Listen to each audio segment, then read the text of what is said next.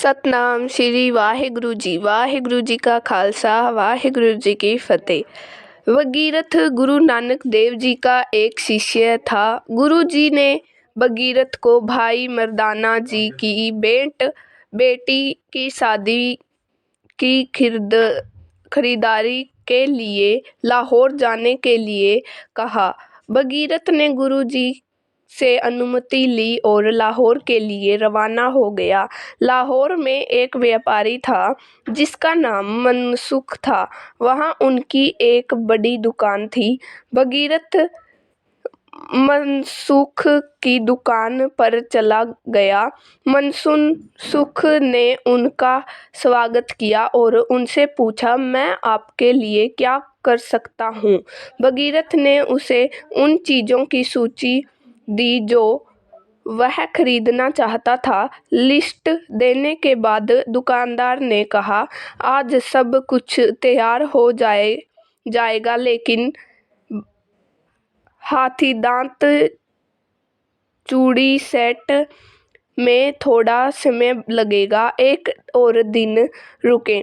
आप परसों हाथीदांत चूड़ियाँ लेकर चले जाना। भगीरथ ने कहा, भाई, मुझे केवल एक रात लाहौर रुकने का आदेश है। अगर मैं दूसरी रात भी रुका तो मुझे लगता है कि मेरी पूरी जिंदगी बर्बाद हो जाएगी। मनसुख ने हैरान होकर पूछा, ऐसा कैसे हो सकता है कि एक रात अधिक रुकने से आपकी पूरी जिंदगी बर्बाद हो जाएगी। राजा की आज्ञा का उल्लंघन करने का मतलब पूरा जीवन बर्बाद करना नहीं है। तब भगीरथ ने कहा, मैं राजा की सेवा में नहीं हूँ, मैं भगवान की छवि का शिष्य हूँ। उनका आदेश है कि मैं केवल एक रात रुकूं। यदि मैं अधिक रुकूंगा तो यह मेरे गुरु को आज्ञा का उल्लंघन होगा। यदि गुरु शिष्य से नाराज हो जाए तो शिष्य का पूरा जीवन बर्बाद हो जाता है। आप मेरी स्थिति को समझे। मनसुख ने कहा, यह कलयुग है मेरे भाई। आजकल हर जगह पाखंड है। आप जिस प्रभु का उल्लंघन कर रहे हैं वह कौन है। तब भगीरथ ने कहा, वह कोई मानव निर्मित गुरु नहीं है जो सच्चा या झूठा हो सकता है। वह एक पैगंबर है। प्रभु ने अपने प्रिय को भेजा है अथवा स्वयं आए हैं। वह मानव रूप में छिपा हुआ भगवान है। वह हमारी तरह ही काम कर रहा है जैसे मैं काम कर रहा हूँ और आप काम कर रहे हैं। लेकिन जब आप उसके करीब पहुँचेंगे तब आप अंदाजा लगा सकेंगे कि वह जो कुछ भी करता है वह ईश्वरीय है। वह सबके लिए अच्छा है। वह हर समय प्रभु प्रेम में डूबा रहता है। लोग जिस भगवान के बारे में बात करते हैं वह वही भगवान की छवि है। मुझे उनकी बात माननी होगी तो आप एक ही दिन में सब कुछ व्यवस्थित कर ले।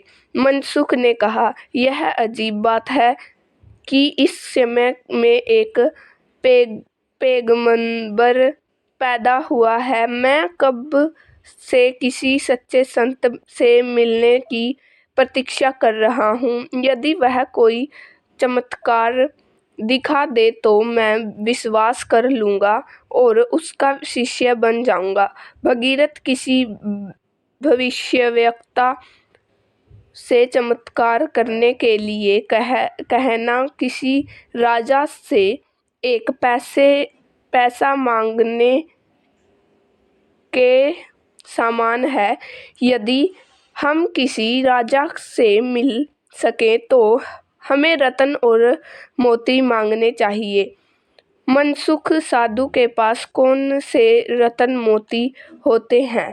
भगीरथ, पैगंबर से आंतरिक सुख, प्रभु का प्रेम मांगना चाहिए। हमारी बुरी आदतें दूर होनी चाहिए। हमें दूसरों का बुरा नहीं करना चाहिए। आप उसे परखने के बारे में मत सोचिए। प्रभु से उसके पास जाओ और उसके चरणों में नमन करो, तब तुम्हें रत्न और मोती मिलेंगे। संदेह या परीक्षण न करें। इस तरह बातें करते करते और खाना खाकर वे रात को सो गए।